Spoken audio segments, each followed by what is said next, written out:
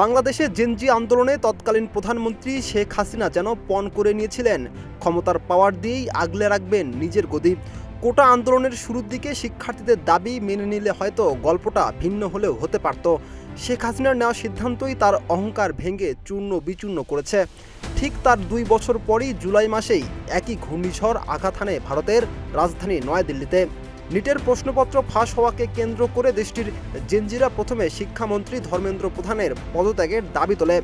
বাংলাদেশের শাহবাগের মতো দিল্লির যন্তর মন্তরে ধর্নায় বসে শিক্ষার্থীরা। শুরু হয় তীব্র আন্দোলন। 2024 সালের একই দৃশ্য ছিল বাংলাদেশেও।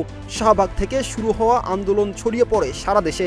শিক্ষার্থীদের বুকে বন্দুকের নল যেন কোনোভাবেই মেনে নিতে পারেনি দেশের সাধারণ মানুষ।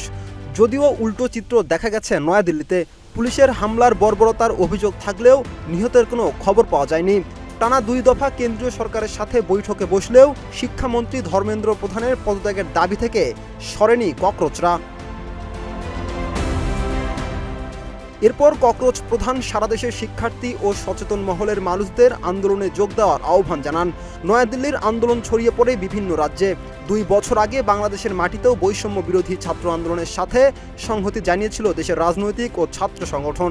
পরে সেই কোটা সংস্কার আন্দোলনই সরকার পতনের এক দফায় পরিণত হয়। পতন হয় আওয়ামী লীগ সরকারের।